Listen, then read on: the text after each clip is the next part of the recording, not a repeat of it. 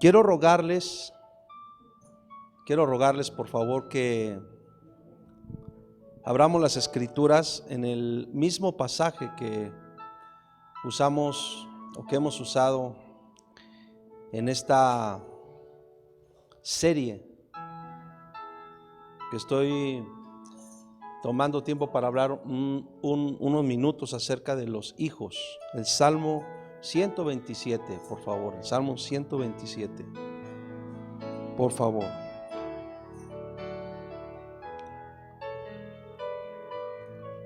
Gracias a Dios por cada uno de ustedes, es una bendición verles.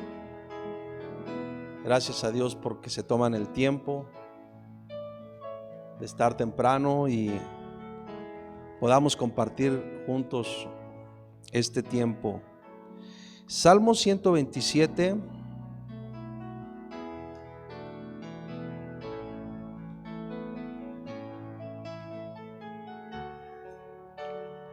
¿Están listos? Voy a leer nuevamente, son 5 versículos. Dice la escritura: si Jehová no edificare en la casa, en vano trabajan los que la edifican. Si Jehová no guardare la ciudad, en vano vela la guardia. Por demás es que os levantéis de madrugada y vayáis tarde a reposar, y que comáis pan de dolores, pues que a su amado dará Dios el sueño.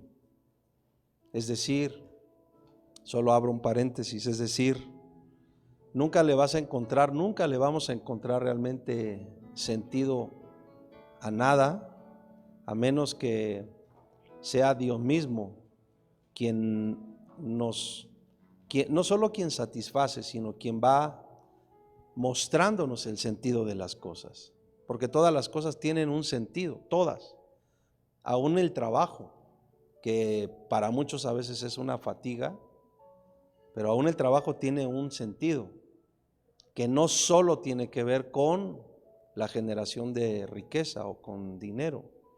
Aún el trabajo cumple muchos propósitos y tiene mucho sentido que tiene que ver directamente con nosotros, con nuestro sentido de realización, con nuestra fuerza, con nuestro propósito. Entonces me llama tanto la atención que dice versículo 2: por demás es que os levantéis de madrugada y vayáis tarde a reposar. ¿Alguna vez has dicho como que no me alcanza el tiempo? ¿Alguna vez has dicho eso? ¿Alguna vez hemos sentido que se nos va el día rapidísimo y a veces uno voltea y uno dice: no alcancé a hacer todo, me faltaron muchísimas cosas? Por demás es que te levantes de madrugada y vayas tarde a reposar y que comas pan de dolores. Dice: pues que a su amado dará Dios el sueño. Si Dios, como dice el versículo 1, es el que está edificando la casa, si Dios es el que está edificando el propósito de tu vida, entonces todo tiene un propósito y un sentido. Dice el versículo 3, que es la frase que estamos utilizando o la verdad que estamos utilizando para hacer esta reflexión acerca de los hijos. He aquí, diga conmigo: herencia de Jehová son los hijos. Diga fuerte eso: herencia de Jehová son los hijos. Diga conmigo: los hijos son de Dios. Nuestros hijos son de Dios. Yo he estado reflexionando mucho en esto en estas semanas, porque hay pasajes en las escrituras que ilustran muy bien verdades como estas.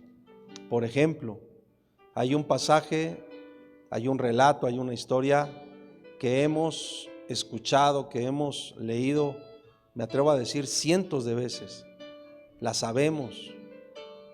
Primer libro de Samuel, capítulo 1, capítulo 2, como una mujer que vivió en afrenta, porque era una terrible afrenta a la esterilidad, vivía en una afrenta continua, y cómo esa mujer, anhelando y deseando hijos, no se parece nada a estas generaciones que no quieren tener hijos, ¿verdad? No se parece nada a este tipo de pensamiento pues ni siquiera quiero decir de hablar de edad, sino simplemente mentalidades que dicen, ¿yo para qué quiero tener hijos? Y hemos utilizado hasta razonamientos muy humanos. Decimos, ya somos muchos. Parece un razonamiento muy simple. Bueno, válido, pero muy simple, ¿no? Ya somos muchos. Decimos, ¿para qué tener hijos si no los voy a atender? Y a veces en ello reflejamos muchos traumas que nosotros mismos hemos tenido quizás. Y a veces uno se sonríe, ¿no? Yo recuerdo a mi madre que muchas veces decía, yo no sé de qué se quejan. Cuando de pronto salía el tema de las mujeres que tenían un hijo, 2 hijos, y decía mi mamá, yo no sé de qué se quejan. Yo tuve 9. Y decía, y nunca tuve problema con ninguno. Luego decía, yo no sé de qué se quejan del seguro. Yo parí mis 9 hijos en el seguro y siempre me trataron súper bien. Y así decía mi mamá. Nos daba risa, ¿verdad? Porque evidentemente ella hablaba a partir de su propia experiencia, pero que bendito Dios fue una buena experiencia. Pero hoy las mentalidades dicen, ¿para qué tener un hijo? Y a veces con el 1 o con el 2 que tenemos, o en algunos casos con el 3, ¿no? Porque ya hoy una familia grande ya es una familia que tiene 3 hijos. Y ya sentimos como que estamos en una gran hazaña o en graves problemas, ¿no? Pero dice este versículo que los hijos son herencia de Dios. Cuando uno empieza a venir a la palabra de Dios y uno empieza a poner todas las cosas en el orden de la palabra de Dios, hay muchas cosas que empiezan a cambiar su sentido. Cuando tú empiezas a pensar así específicamente, especialmente en el principio de que los hijos son herencia de Dios, todos somos hijos. Y si tú empiezas a pensar en principio que tú eres una herencia de Dios o tú eres herencia de Dios, y puedes empezar a reflexionar cómo han sido tus procesos, cómo han sido tus experiencias, cómo han sido tus tratos, seguramente te vas a dar cuenta que has tenido que vencer muchas cosas, replantearte otras, reconsiderar otras. Pero también aprende uno a darle un valor y un sentido diferente a nuestra vida partiendo de ese principio. Soy de Dios. Y si soy de Dios no puedo vivir autogobernándome. Y por ejemplo, esa es una marca, ese es un sello de esta generación. Esta generación se inclina mucho al autogobierno. Decíamos la semana pasada, no me digas, no te metas conmigo, yo sé lo que hago. ¿Y a ti qué? Por no usar el famoso ¿qué te importa? Pero personas que llegamos a pararnos en esa mentalidad y que simplemente lo que estamos haciendo es inclinándonos a una ideología totalmente humanista que saca a Dios por completo. Herencia de Jehová son los hijos. Esa mujer, Ana, que le rogó a Dios tanto por un hijo y que vivió la afrenta de la esterilidad, hizo un pacto. A mí hay pasajes que me desafían mucho en el tema de en el tema de la fe, en el tema del pacto, en el tema del conocimiento de Dios, pero también en el tema del valor. Saben que a veces veo que nos hace falta como tener valentía, mucha más valentía para creer la palabra de Dios y para apegarnos al pacto. Y siempre me ha impactado escuchar que esa mujer dijo, si tú me das un hijo, yo te lo doy. Y siempre yo me he preguntado, ¿y entonces para qué quería esa mujer un hijo? Si ya en su corazón estaba entregarlo o devolverlo. Siempre me he preguntado eso. Casi como que parecía satisfacer una necesidad personal, pero a la vez no tomar la responsabilidad. Parecía, pero no era así. Esta mujer, yo creo, por lo que leo en las Escrituras, porque además dice, no sé si se han dado cuenta, dice la Escritura que todos los años subían para ofrecer los sacrificios, todos los años. Había entonces un conocimiento, había entonces una práctica de presentar las ofrendas delante del Señor. Había un conocimiento de Dios. Y entonces cuando la mujer hace eso, y usted conoce la historia, no me voy a detener mucho ahí, conoce la historia, siempre me ha impactado leer que la mujer solo esperó al tiempo del destete y entonces vino y entregó al hijo y lo puso en manos del sacerdote Elí, el sacerdote en turno, y lo entregó y lo puso en las manos del sacerdote para vivir en el templo de Jehová.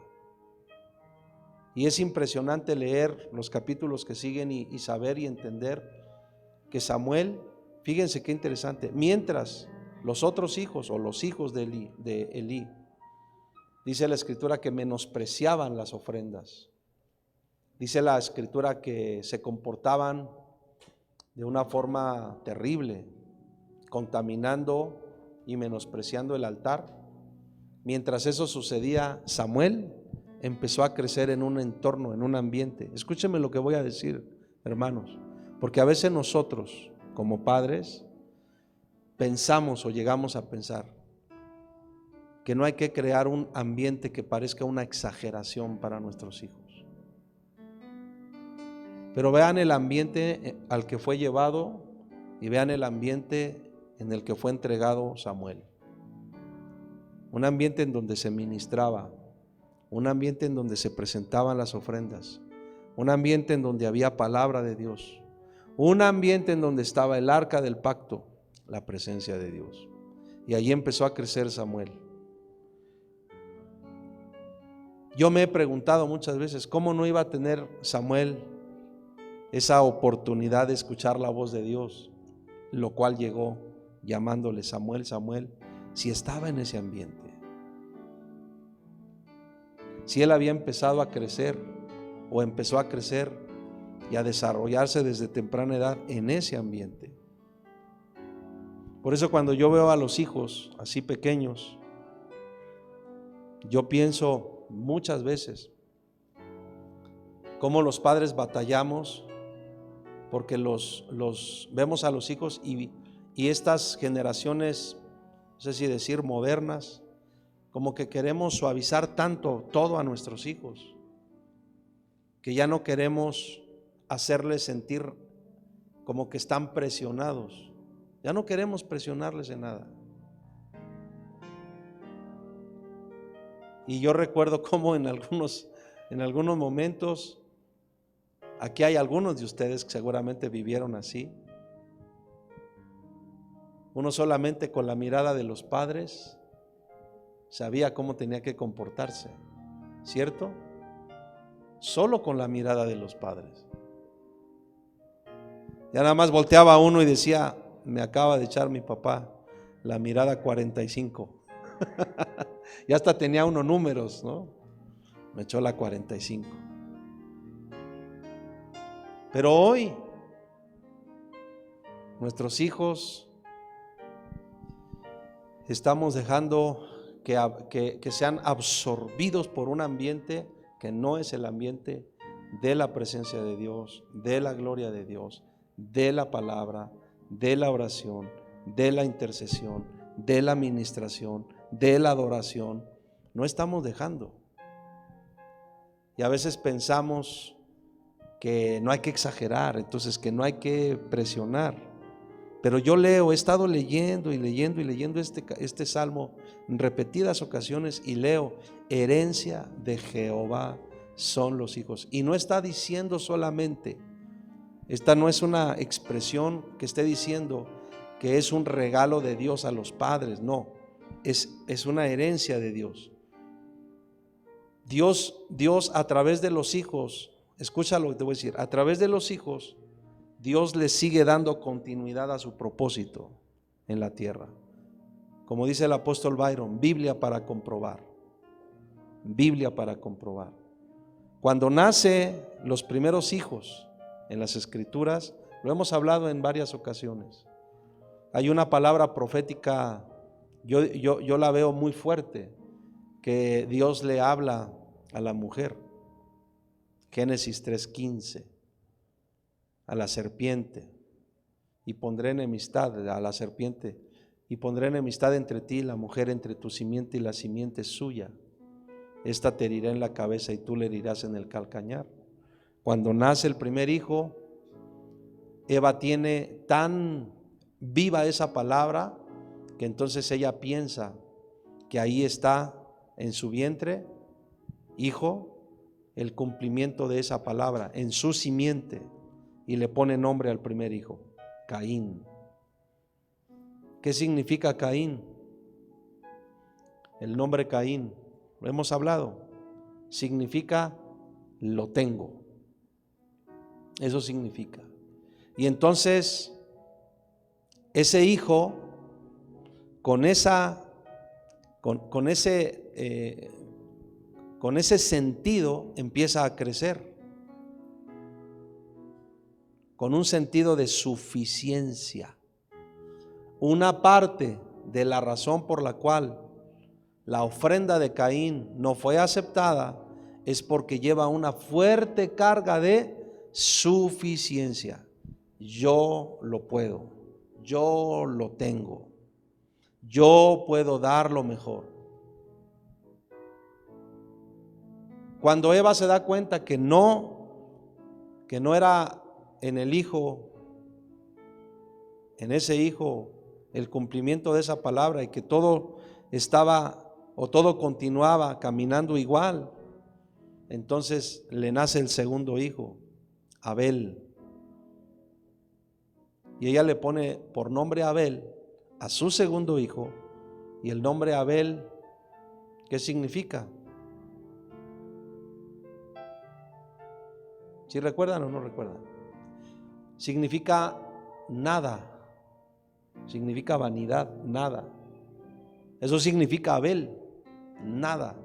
Entonces hay una decepción, podríamos decirlo así, hay una decepción que se vuelca en el hijo, en el corazón de la madre, que se vuelca en el hijo, y a través de lo cual se sigue desarrollando un sentir en el corazón. Y entonces Abel crece con esa mentalidad: yo soy nada y necesito ser redimido, necesito entonces del favor. Y cuando presenta la ofrenda y ofrece el sacrificio, como dice la Biblia que lo hizo, él recurrió a un principio que ustedes y yo conocemos, que está ahí registrado en todas las escrituras: la muerte de un inocente, sobre el cual se vierten todas las culpas, todo el pecado de uno, y se reconoce entonces que uno necesita ser redimido a través de la inocencia de otro. Y así se presenta Abel, y Dios miró, dice con agrado, la ofrenda de Abel por ese principio cumplido, el derramamiento de sangre que remite pecados. Y entonces usted conoce la historia. Dice la escritura que Caín se ensañó contra su hermano, y ahí uno empieza a observar mucho del comportamiento humano, que hasta el día de hoy lo seguimos viendo. Mucho del comportamiento humano. Dice la escritura que se enojó, así dice textualmente, dice que se enojó contra su hermano, se ensañó con él y lo mató. Y uno puede ver entonces una espiral, o el espiral del pecado, o el espiral del odio, por ejemplo, o el espiral de la ira, de cómo puede iniciar con un enojo. ¿Cuántas personas viven enojadas con la vida? ¿Cuántas personas viven enojadas con su familia? ¿Cuántas personas viven enojadas consigo mismas? ¿Cuántas personas viven enojadas con su entorno? ¿Cuántas personas viven enojadas por el país en el que viven? ¿Cuántas personas viven enojadas con el sistema en el que vivimos? Y eso es sumamente peligroso. Por eso es que hay tantos problemas de depresión, por ejemplo, porque hay una espiral, y hay una espiral, y hay una espiral que empieza a jalarnos hacia abajo, al grado que podemos llegar a ese punto, o a esos puntos, o a esos niveles, como los que leemos ahí en las Escrituras, pero como los que estamos en estos tiempos viviendo.